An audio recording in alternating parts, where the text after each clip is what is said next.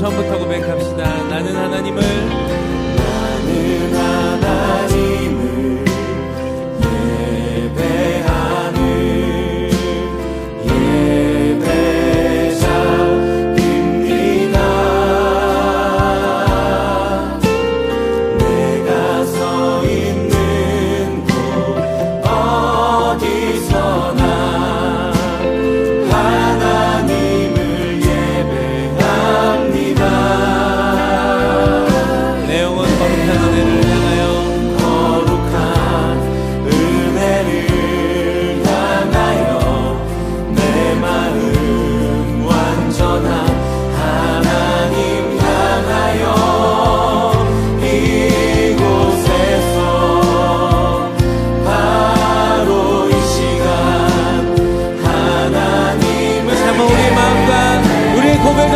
고백하겠습니다. 내 영혼 거룩한 은혜를 향하여 내 영혼 거룩한 은혜를 향하여 내 마음 완전한 하나님 향하여 이곳에서 바로 이 시간 하나님을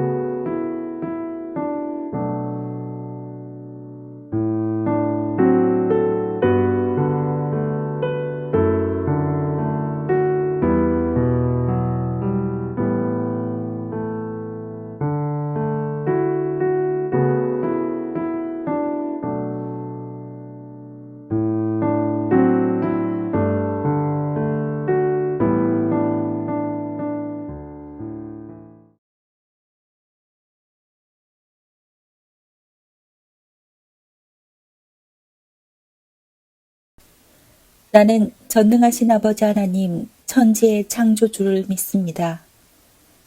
나는 그의 유일하신 아들 우리 주 예수 그리스도를 믿습니다. 그는 성령으로 잉태되어 동정녀 마리아에게서 나시고 본디오 빌라도에게 고난을 받아 십자가에 못 박혀 죽으시고 장사된 지 사흘 만에 죽은 자 가운데서 다시 살아나셨으며 하늘에 오르시어 전능하신 아버지 하나님 우편에 앉아 계시다가 거기로부터 살아있는 자와 죽은 자를 심판하러 오십니다. 나는 성령을 믿으며 거룩한 공교회와 성도의 교제와 죄를 용서받는 것과 몸의 부활과 영생을 믿습니다. 아멘.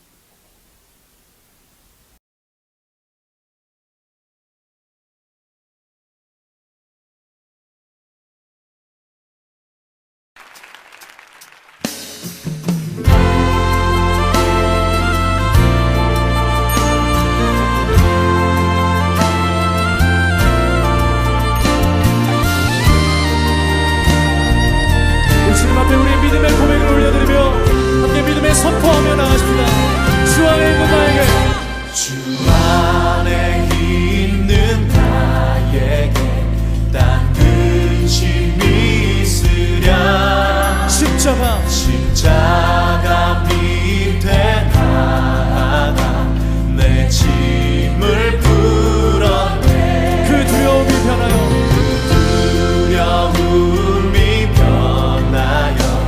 내 기도 되었고 전날의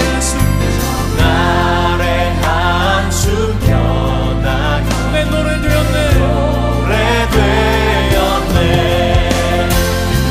주님을 찬송하면서 할렐루야 할렐루야.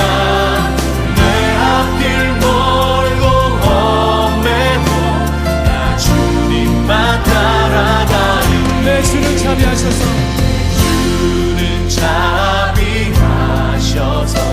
늘 함께 계시고 내 굽힌 밤을 하시고 늘 채워주시네.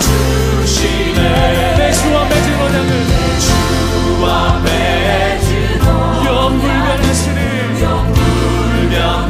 영불변하시니 그 날아가기까지는 늘 보호하시네. 주님을 찬송하면서 할렐루야 할렐루야. 내 앞길 멀고 험해도 나 주님만 따라가리. 주님을 찬송하면서 할렐루야 할렐루야. 내 앞길 멀고 험해도 나 주님만 따라가리. 주님을 찬송하면서 할렐루야 할렐루야 할렐루야. 내 앞길 멀고 험해도 나 주님만 따라가리.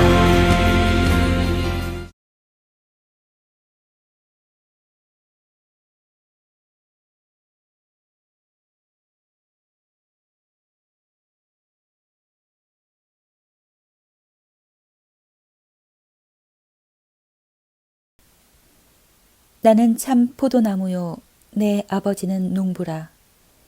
물은 내게 붙어 있어 열매를 맺지 아니하는 가지는 아버지께서 그것을 제거해 버리시고 무릇 열매를 맺는 가지는 더 열매를 맺게 하려 하여 그것을 깨끗하게 하시느니라. 너희는 내가 일러준 말로 이미 깨끗하여졌으니 내 안에 거하라. 나도 너희 안에 거하리라. 가지가 포도나무에 붙어 있지 아니하면 스스로 열매를 맺을 수 없음 같이 너희도 내 안에 있지 아니하면 그러하리라.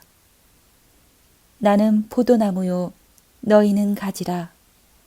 그가 내 안에 내가 그 안에 거하면 사람이 열매를 많이 맺나니 나를 떠나서는 너희가 아무것도 할 수 없음이라. 사람이 내 안에 거하지 아니하면 가지처럼 밖에 버려져 마르나니 사람들이 그것을 모아다가 불에 던져 사르느니라. 너희가 내 안에 거하고 내 말이 너희 안에 거하면 무엇이든지 원하는 대로 구하라. 그리하면 이루리라. 너희가 열매를 많이 맺으면 내 아버지께서 영광을 받으실 것이요 너희는 내 제자가 되리라. 아버지께서 나를 사랑하신 것 같이 나도 너희를 사랑하였으니 나의 사랑 안에 거하라. 내가 아버지의 계명을 지켜 그의 사랑 안에 거하는 것 같이 너희도 내 계명을 지키면 내 사랑 안에 거하리라. 내가 이것을 너희에게 이름은 내 기쁨이 너희 안에 있어 너희 기쁨을 충만하게 하려 함이라. 내 계명은 곧 내가 너희를 사랑한 것 같이 너희도 서로 사랑하라 하는 이것이니라. 사람이 친구를 위하여 자기 목숨을 버리면 이보다 더 큰 사랑이 없나니 너희는 내가 명하는 대로 행하면 곧 나의 친구라. 이제부터는 너희를 종이라 하지 아니하리니 종은 주인이 하는 것을 알지 못함이라. 너희를 친구라 하였노니 내가 내 아버지께 들은 것을 다 너희에게 알게 하였음이라.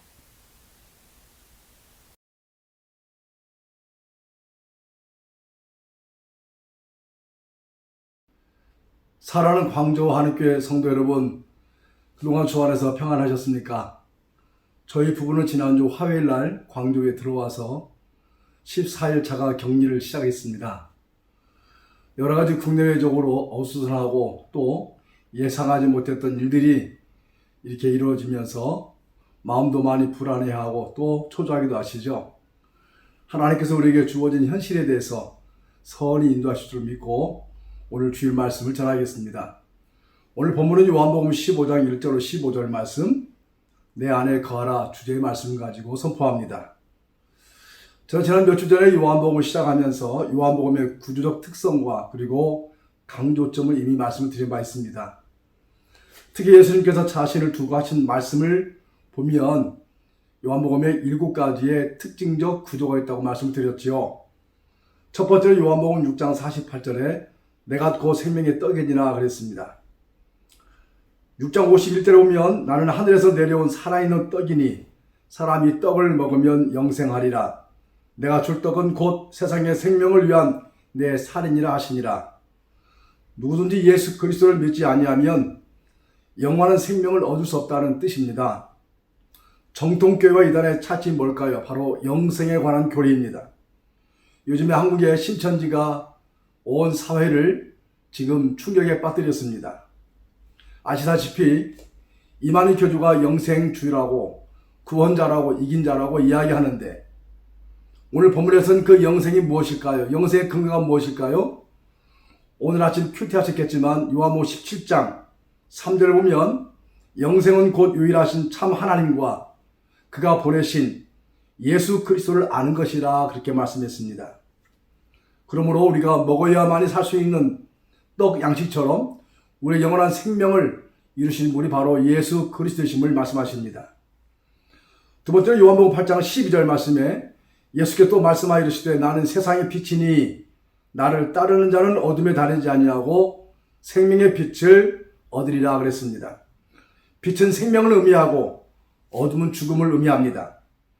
따라서 누구든지 예수 그리스도를 믿지 아니하면 그는 곧 어둠에 있다는 것, 다시 말하면 생명이 없다고 하는 것을 의미하는 것입니다. 빛의 자녀에게는 영원한 생명이 있고 어둠의 자식에게는 영원한 생명이 없습니다. 세 번째는 10장 7절 보면 그러므로 예수께서 다시 이르시되 내가 진실로 진실로 너에게 말하노니 나는 양의 문이라. 그리고 네 번째 10장 11절 보면 나는 선한 목자라. 선한 목자는 양들을 위하여 목숨을 버리거니와 그랬습니다. 오직 예수 그리스도만이 우리 인생들 선한 목자가 되어주셔서 자기의 생명을 내어주신 바 됩니다. 그러므로 그 문을 통해서만 우리가 생명, 영생, 참된 구원을 얻게 되는 것이지요. 누구든지 예수 그리스도 통하지 아니하고서는 우리 그의 생명을 소유할 수 없습니다. 네 번째는 요한복음 11장 25절 말씀에 나는 부활이요 생명이니 나를 믿는 자는 죽어도 살겠고 그랬습니다. 나사렛 우리 동생 마르다는 늦게 예수님이 오신 것에 대한 매우 선한 마음을 숨기지 않았습니다. 우리 주님은 그런 마르다에게 생명과 부활에 대해서 가르치는 말씀이 바로 이 말씀입니다. 그러므로 이 말씀은 기독교의 핵심 진리이고 교리입니다. 부활을 믿었지만 바리새인들이 믿었던 막연하고 피상적인 부활 신앙을 가졌던 마르다에게 주님은 부활은 미래에 일어나는 것이 막연한 사건이 아니라 믿는 즉시 이루어지는 것. 그래서 비록 나흘 만에 오셨어도 죽은 나사로를 살리신 이유가 바로 여기 있습니다. 믿는 누구에게나 믿는 어디에서나 주어지는 은총. 이게 바로 생명의 부활, 예수 그리스도의 생명을 주어진 것입니다. 여섯 번째는 요한복음 14장 6절 말씀이죠. 예수께서 이르시되 내가 곧 길이요 진리요 생명이니 나로 말미암지 않고는 아버지께로 올 자가 없느니라 그랬습니다. 세상에 수많은 종교들이 있지만 하나님 나라에 갈 수 있는 길은 오직 예수 그리스도를 믿는 그 길밖에 없는 유일한 구원의 교리, 진리를 말씀하고 있습니다. 때문에 하나님 나라에 들어가지 못하는 종교라면 그것은 인생에 가야 할 길이 아니고 따라서 참된 진리가 아니라는 것입니다. 마지막 일곱 번째 오늘 본문인데 15장 1절에 나는 포도나무요 내 아버지는 농부니라고 말씀으로 시작합니다. 왜 예수님께서 일곱 번째 마지막 요한복음에서 나는 누구일까라고 하는 주제를 포도나무 비유로 말씀하셨을까요? 우선 예수님께서 언제 누구에게 이 말씀을 하셨는지를 살펴보아야 되겠습니다. 그래야 이 비유의 말씀을 하신 이유를 정확하게 파악할 수 있기 때문입니다. 오늘 본문 15장 앞절인 14장 31절 마지막 부분에 이렇게 기록이 되었습니다. 일어나라 여기를 떠나자 하시니라. 15장에서 16장까지 말씀은 예수님께서 제자들과 최후의 만찬을 드시면서 행한 일과 말씀을 기록한 요한복음 13장에서 14장과 달리 만찬을 끝낸 뒤에 제자들과 함께 장소를 이동하시다가 겟세마네 동산 근처 포도나무 과수원 곁을 지나가시면서 눈에 보인 포도나무를 비유로 삼아 예를 들어서 하신 말씀이 본문입니다. 그리고 이 말씀을 마치시고 감람산에 오르셔서 그 유명한 대제사장직 기도 17장부터 이루어지는데 이 기도를 마치시고 로마 병사에 붙잡혀 십자가의 길을 가시게 되지요. 그런데 이 앞장 13장 14장 말씀을 보면 예수님께서 제자들과 최후의 만찬을 드시면서 행하신 일과 하신 말씀을 기록해 놓았습니다. 그러니까 최후의 만찬을 드시고 그리고 마치고 다른 곳으로 가자 하신 말씀, 예수님께서 제자들과 최후의 만찬을 드신 이후에 기도하러 가시다가 겟세마네 동산 한쪽에 있는 이 포도나무를 보신 것입니다. 신약을 연구해온 고데시라는 성경학자는 예수님께서 겟세마네 동산 근처 포도나무 과수원 곁을 지나시면서 하신 말씀이라고 그렇게 주석을 했습니다. 저도 몇 년 전에 성주설에 갔는데 이 포도나무를 이곳에서 보았습니다. 얼마나 우람한지요. 얼마나 굵고 큰지요. 2000년 동안 예수님 행하신 그 일들을 마치 우리에게 설명하고 보여주는 듯한 살아 움직이는 듯한 나무를 보았습니다. 어쨌든 예수님께서는 이 비유를 통해서 하신 말씀과 그 행한 의도가 있으시죠. 이제 제자들과 작별한 시간을 예수님은 아셨습니다. 작별을 하셔야 됐습니다. 겟세마네 동산에서 기도한 후에 잡히셔서 십자가의 길을 가시기 위해서 오셨기 때문입니다. 이 땅에 우리의 구원으로 오셔서 그 길을 완성하시기 위해서 이제 그 마지막 날 주님이 의도적으로 하신 말씀이 바로 본문의 일곱 번째 말씀입니다. 그러니까 제자들과 헤어지기 전 마지막 시간, 얼마 남지 않은 시간이었습니다. 그래서 제자들에게 마지막 당부하실 말씀을 집중적으로 하고 계신 것이라고 생각되어집니다. 그럼 예수님께서 왜 이 시점에서 포도나무 비유를 말씀하셨을까? 한마디로 말하면 예수님께서 제자들 곁을 떠나신 뒤 홀로 남아있을 때에 제자들 자신들이 스스로 내가 누구인지 그들의 정체성을 잊지 않기 위해서 그리고 그들을 격려하고 위로하고 자신들의 존재성을 우리 주님이 다시 한번 각인시키기 위해서 하신 말씀으로 생각되어집니다. 바로 제자들은 포도나무의 가지와 같은 존재라는 사실을 잊지 말라고 이 비유로 격려하고 위로의 말씀을 하신 것이지요. 사실 지난 3년 동안 제자들은 예수님을 따르면서 자기들이 예수님의 제자라는 사실을 한시도 잊지 않았습니다. 그런데 이제 선생님께서 자기들 곁을 떠나신다면 상황은 매우 달라질 것입니다. 예수님을 따르던 자기들이 예수님께서 계시지 않은 상황에서 과연 자기들은 누구인가에 대한 혼란이 일어날 것을 불보듯 뻔한 상황을 주님은 아셨습니다. 그러므로 예수님께서 제자들에게 그들이 누구인지를 마치 그림을 그리듯 눈앞에 서 있는 그 포도나무를 비유로 설명하신 것입니다. 가지가 포도나무이신 예수님께서 철저히 붙어 있었습니다. 그리고 그 가지는 주렁주렁 포도송이들이 달려 있었습니다. 그러면 농부신 하나님께서 이걸 보실 때에 얼마나 보기 좋으셨을까? 창조 때처럼 보시기에 심히 좋았다라고 말씀하실 것입니다. 예수님께서는 이 이미지를 제자들에게 보여주시면서 앞으로 이런 가지들이 되라고 당부하고 계신 것입니다. 그럼 이 포도나무 비유로 무엇을 말씀하고자 하셨을까?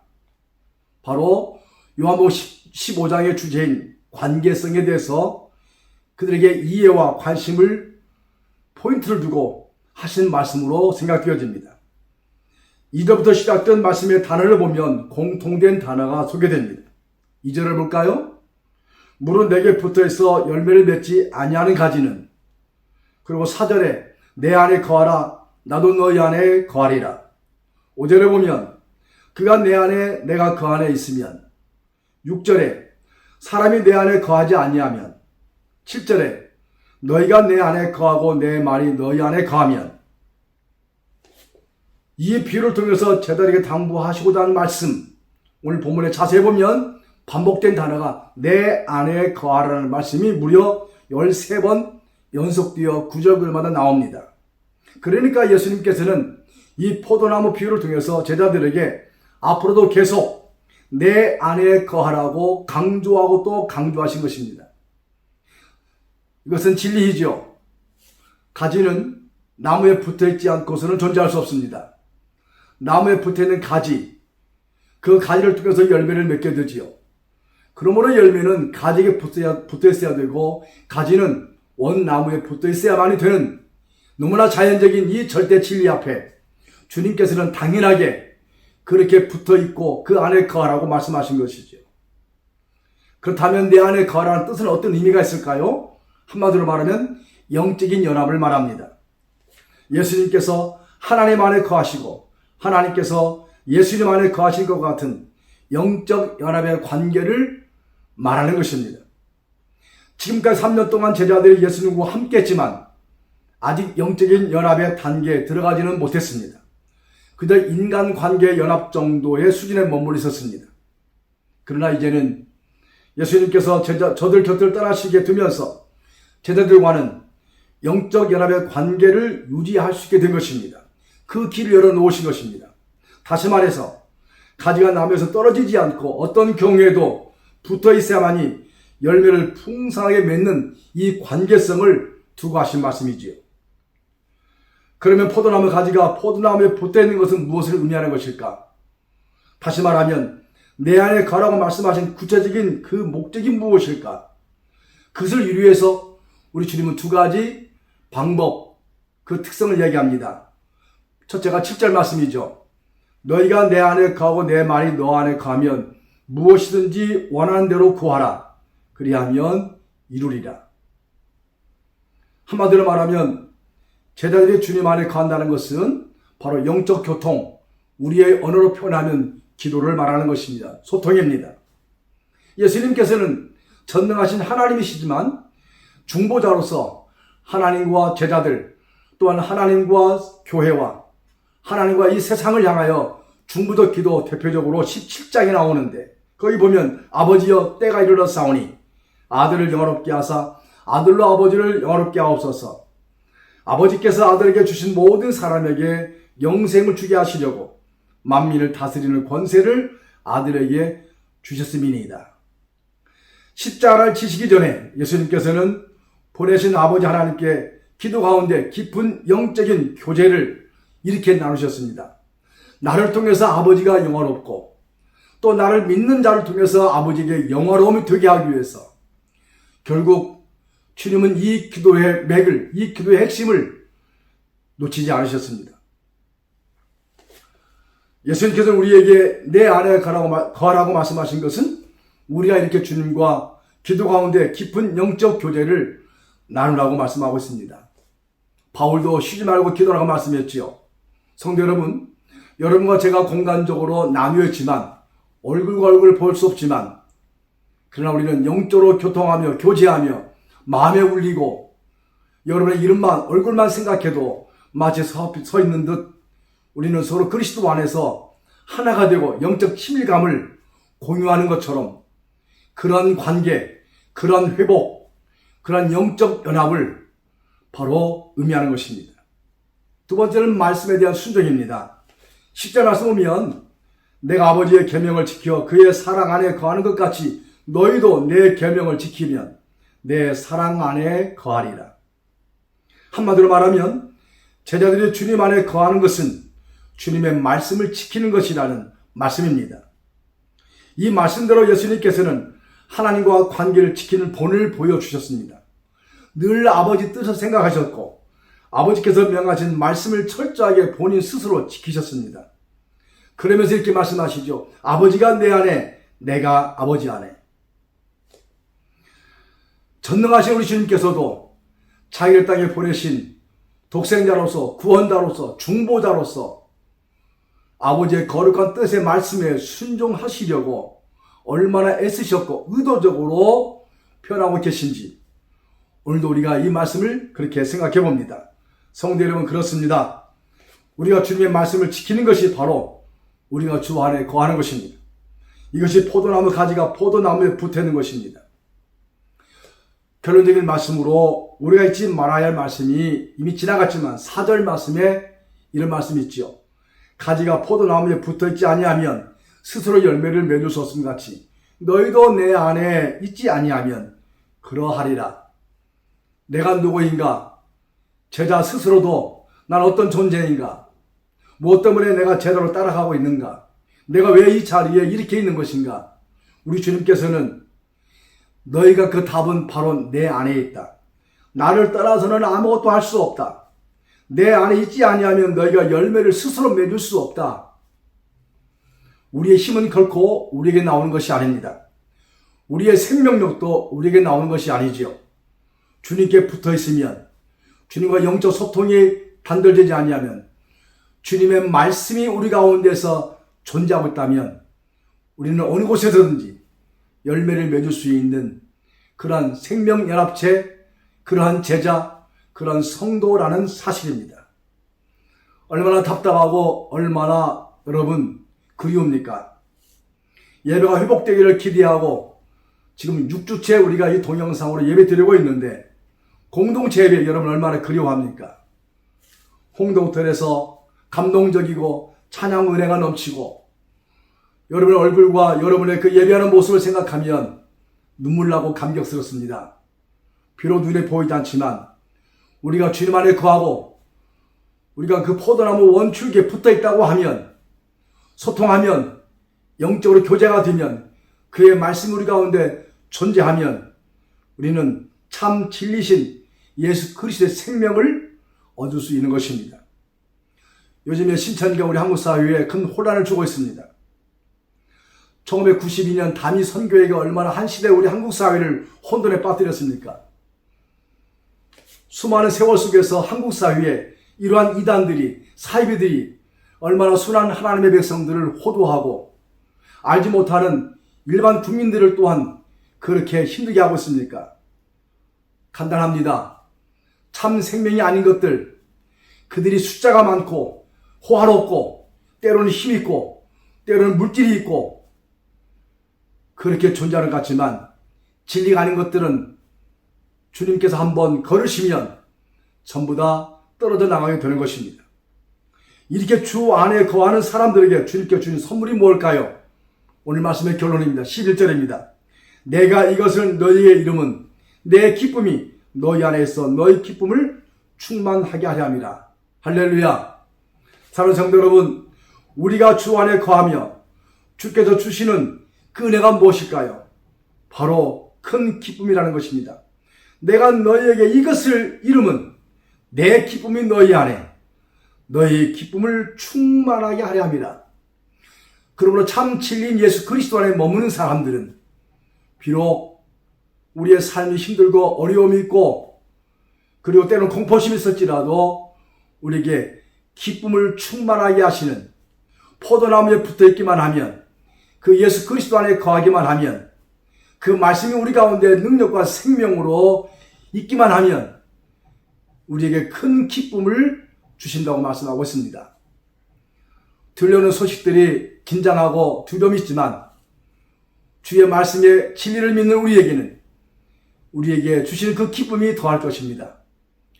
지금 우리가 만나지 못해서 서운하기도 하고 그립지만 공동체 예배가 회복되어서 드려지는 그 예배에 하나님 우리에게 주신 그 기쁨을 기대한다면 그것도 우리에게 얼마나 큰 은혜가 되겠습니까? 다시 만날 그날을 소망하며 연일 계속되고 있는 혼돈과 그리고 두려움과 공포 가운데 있는 광저우와 한국에 있는 성도 여러분, 주님이 우리의 길을 여실 때까지 참고 기대하며, 그리고 주께서 문을 열어주실 때에 그 영광의 자리에서 우리 주님을 찬송하는 모든 예배의 성공자가 되기를 주의 이름으로 축원합니다. 기도하겠습니다. 우리의 영원한 생명이신 주님, 참 진리신 주님, 우리의 포도나무에 붙어 있어야만이 열매를 맺는다고, 그럼 우리에게 참 기쁨을 주시겠다고 말씀하신 주님, 불안한 제자들에게 말씀으로 그들을 위로하고 격려하며 내게 붙어 있어야만이 된다고 하는 당위성을 말씀하신 주님, 그때 그 제자의 모습이나 우리의 모습이나 별 차이가 없습니다.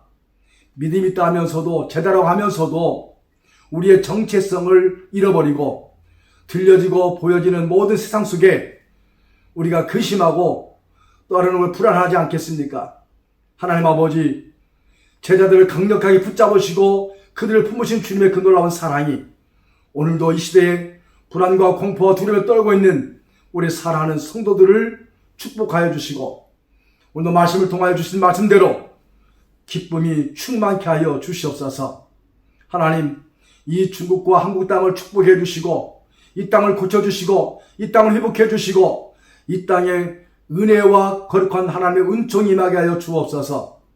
아버지 하나님, 주님을 대적하는 모든 세상의 거짓된 것들이 예수의 능력으로 다 소멸되게 하시고, 참된 왕이시여 진리의 왕이신 주님을 통해서, 그 말씀을 통해서 이 땅에 진리의 십자가로 승리케 될 그날이 오늘도 우리에게 주신 것을 감사하며 찬송하기를 원합니다. 하나님, 우리가 주의 공동체 예배에 다시 만날 그날까지 매주 매 시간마다 주님을 향한 예배자로 서게 해주시고, 가정 안에서 주의 아름다운 교제와 사귐과 함께함이 가정마다 넘치게 하여 주시옵소서. 존귀하신 예수 그리스도의 이름으로 축복하며 기도합나이다. 아멘.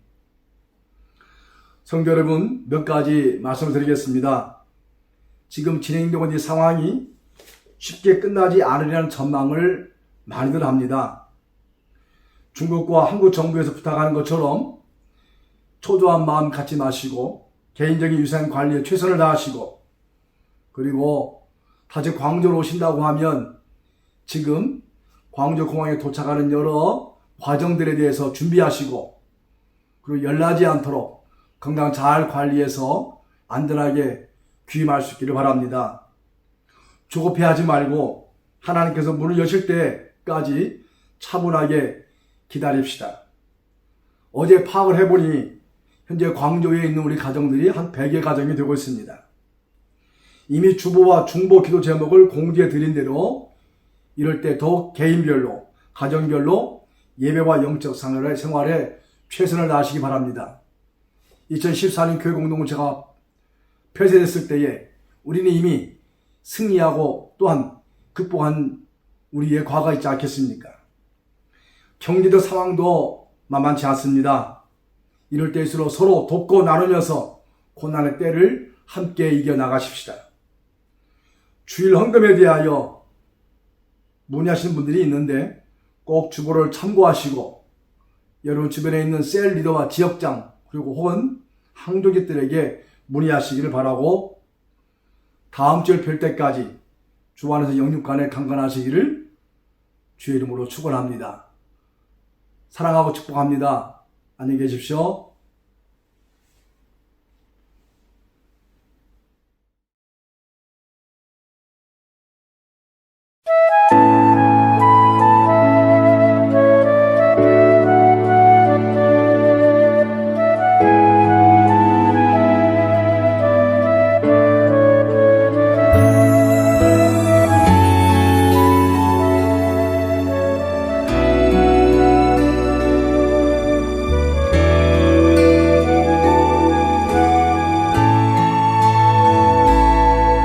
나의 안에 거하라 나는 내 하나님이니 모든 환난 가운데 너를 지키는 자라 두려워하지 말라 내가 널 도와주리니 놀라지 말라 내 손 잡아주리라 나의 안에 거하라 나는 내 하나님이니 모든 환난 가운데 너를 지키는 자라 두려워하지 말라 내가 널 도와주리니 놀라지 말라 내 손 잡아주리라 내가 너를 지켜하여 불렀나니 너는 내 것이라 내 것이라 너의 하나님이라 내가 너를 보배롭고 존귀하게 여기노라 너를 사랑하는 내 여호와라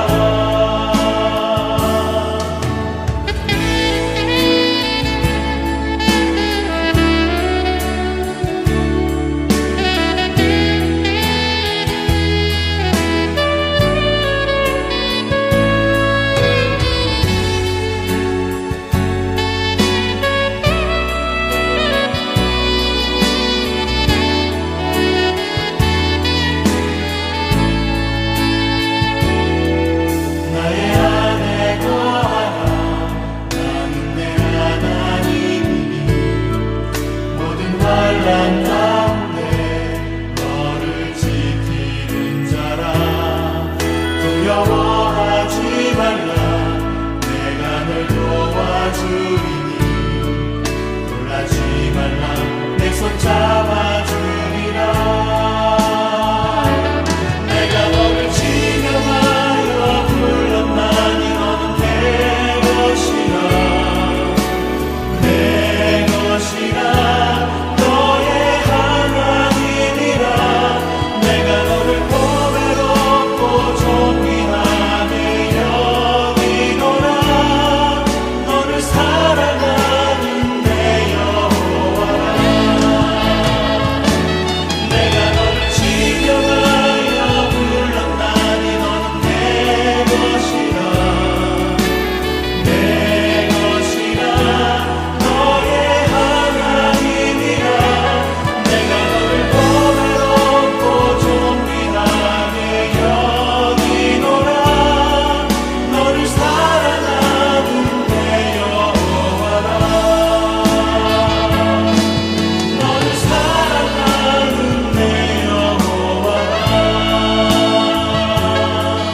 너를 사랑하는 내